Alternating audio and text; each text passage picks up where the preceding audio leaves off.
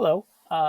This is using choice boards to increase engagement. My name is Eric Wade. I'm an MLT ambassador. And joining me today is, I'm Crystal Anazuski. I am the librarian and Learning Commons director at Windsor Elementary School.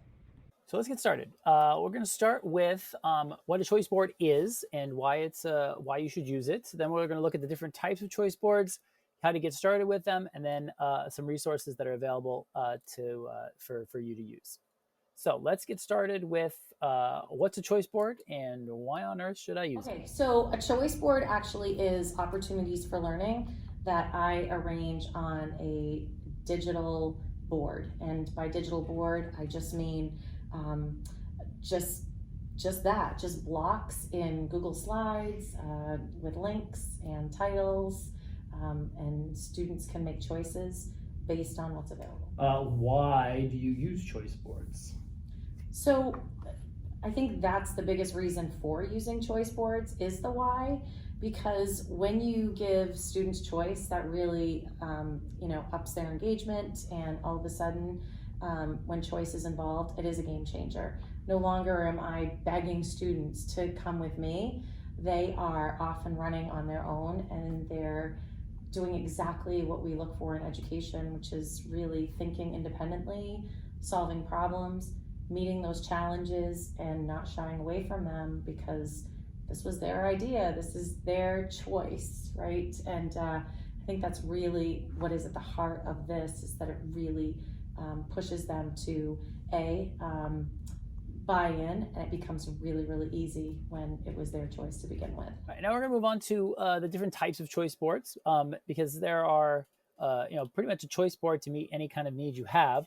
Um, so, for instance, you could make a one that is based solely on the standards, where each column that you have is a standard or skill, and each box is an activity that fits that standard or skill. So, for example, it might look like this, and I got these all from Caitlin Tucker's website, which is on the links in the resource. It could look something like this, where you have the standard here across the top, and then the choices to kind of meet the expectations of that standard going in each of the cells below it. And all these are linked, so you're welcome to click on them and you can see the examples. You can do another one that's kind of focused on strategy. So this one's full of specific strategy or skills. And then you would only change it. It was available to students all the time, and you basically only change it when you added a new skill onto this. So again, here's an example. Reading strategy choice boards, right? You have the directions on the top, and then students will keep these and have them available to them to be able to use whenever they need one, whenever they need a reading strategy in this case, or a math strategy, or whatever strategy you might need to for your students to have kind of at hand. I've also used something similar to this, rather than it being a strategy choice board, though, to be about like what to do when you're done with whatever you're working on and everybody else isn't, as a choice board in my science classes, where students kept them and they had them available to them digitally so they could go in there and pick something from that choice board to be able to do. And then sometimes I would remove things and sometimes I'd add new things depending on what we were doing in class, that might fit well into whatever we're doing, or is just kind of, just a kind of a for fun thing towards the end of the year or towards a break or whatever it might be. Uh, there's also project performance tasks. So if you're doing like project-based learning or performance tasks as your assessments, or even throughout a unit, you can have a choice board that fits that. So here is an example, right? You could, these are the different ways that you could design this. I built one of these in the tutorial on how to build a choice board in Google Slides. That's very similar to this, but it was 3x3. But basically the same ideas, movies and models and children's books and things like that. So then you could give this to students, and students be able to decide what they want to do with that, which choice they want to make to kind of finish off their project that they're working on. Last one is a review and practice choice board, where it's designed choices for students to use as a review. It can be focused on a skill or not. This one isn't filled in, but you get the idea. You'd have some activities here for the vocabulary, some ideas here for them to practice their key concepts, and some ideas here for them to fill in some skills gaps, or to practice the skill before the assessment. So that's those are four. There are many, many more. But these are kind of the four big ones that I thought would be useful for all of you. So let's look at how we get started with these. So some kind of steps here to get you started. First is consider your learning goals, of course, as always. If you want to backwards plan this, this choice board can be a fantastic piece to add to backwards planning. Start with your assessment, your standard, and work your way backwards. You also want to kind of focus on what type of choice board you're going to want to put in there. If it it very well may be that you want to have a choice board for the review piece, and that's it. The rest of the time is very focused on whatever it is that you're doing. Or you have a project or a project-based unit or a section of your unit that you want students to be able to have some options on how they show their learning. So you want to kind of start with that, figuring out what the goal is of the lesson, build it backwards, of course, and then kind of think about what choice board would fit well into that, into the unit or into individual lessons. And then decide what activities you want to do. So once you have that blank board, right, you've chosen, I want this kind of format, I want this kind of theme for my board, I want it to be a review board or whatever. Then you got to start looking at your activities that you want to fill into this. And I'm actually going to skip this one for a minute and come down here, because one of the greatest ways that I've found to find activities to put into my choice boards has been online.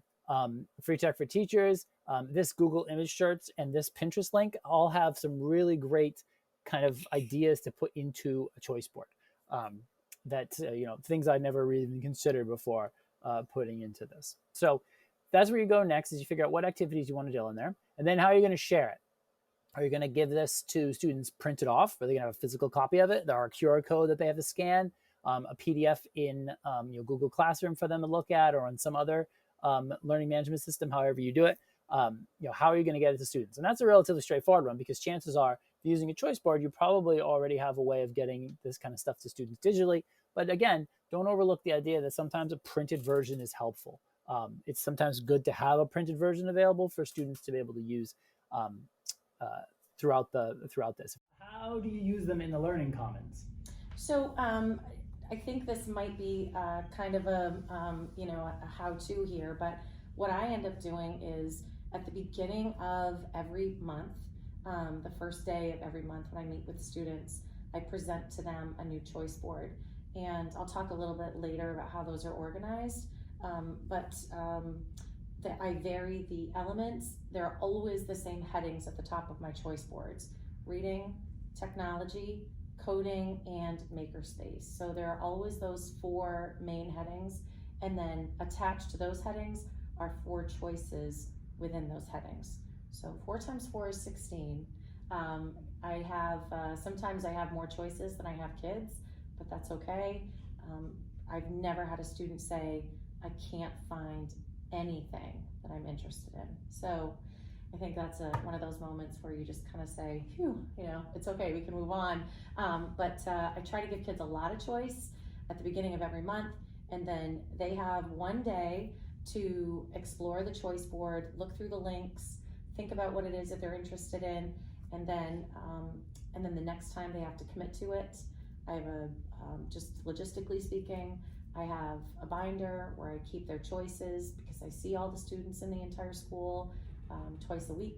So I just want to make sure that they are exactly where they should be all the time, and that they're continuing to stay attached to what it is that they told me that they really wanted to explore. So. How did you pick those four kind of big categories, those big buckets at the top? So I wanted to have a couple of things that were non-tech. This does take place in a library, and reading is really important to learning really any subject. And so I always want to give students the opportunity to read or to reflect on something that they've read. And a lot of times I do incorporate technology into those reflections, which I'll talk about in a little bit. But I came up with those core pieces in that coding is, to me, its own entity. Technology, there are so many ways with a one-to-one device, kind of a school like we're in, where students will be able to use those technology applications to, in all of their other courses. And I do try to draw connections between what they're doing in science class and, how could you use an infographic to be able to, showcase your learning in that way. And then the makerspace some kids need a break from technology, right? And I would want to encourage that. So if they are really interested in being hands-on and they want to sew because that's what's offered this month, then they can do that. If they, around the holidays, those little trolls were really, really popular. And so that was a makerspace opportunity. We've used yarn crafts. We've done things with, friendship bracelets. And so if kids just really want to use their hands and they want to just have conversations with their friends, I thought it was important to have technology and non-technology choices. Excuse me. What have been some of the challenges? I think the challenge, of course, would be time in creating them. It's a lot of curating. It's a lot of searching online to find videos or instructions that are going to help students to get to where they need to go. I'm not, on the very first day when I introduce these, I'm not modeling every single choice. I'm not doing that for students. I'm setting them off with what I call a spark. And then if they are sparked by that idea, I do have links that will take them to, like I said, either YouTube videos or instructions, give them an overview. And then it's really trial and error and make mistakes and fix those mistakes as they go along. And that's where the learning happens. But I would say definitely the challenge is time.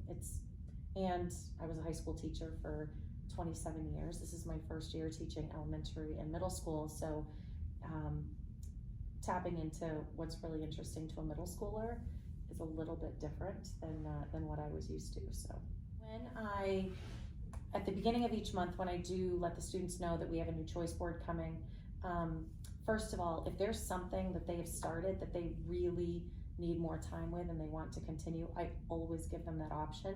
I don't ever want to cut their learning off because time's up. I don't want that to happen in this space. If they are ready to move on to a new choice, which generally students are, for 4 weeks, twice a week, 8 times with one choice is usually sufficient. But I share it with students, the board that's created in Google Docs. I share either with a QR code, or I embed it into my Clever board, which is just something that our district has purchased. It's like very similar to a Moodle, where you can post links, PDFs, and then students can go to that board and easily navigate where you'd like them to end up. Lastly, we're looking at resources. I've got 3 on here that I feel like are kind of good places to start. There's the Caitlin Tucker article that I was talking about earlier that had the links to the different types of choice boards. This Edutopia article is fantastic to talk about how choice boards can be used for student engagement. And then I made a short Google Slides choice board tutorial, how to make a choice board in Google Slides. I do follow a lot of tech gurus on YouTube and Instagram and Pinterest.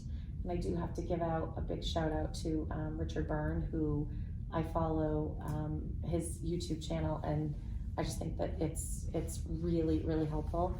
I also love that he's a Maine teacher, and so there's that connection as well. But I really appreciate what he puts out on free tech for teachers. And that's it. Thank you so much for watching. If you'd like to get in touch with me, my email is right here. If you'd like to get in touch with Crystal, hers is right here. If you're interested in a contact, it's about a half an hour or so. If you click here, it'll take you to a Google form, to a Microsoft form, which you just fill out the 2 answers really, really quickly. And when you hit submit, the thank you page will have a link to a contact half an hour on there. And as always, if you would like any more information about choice boards or any other technology integration, please feel free to reach out. Thank you so much.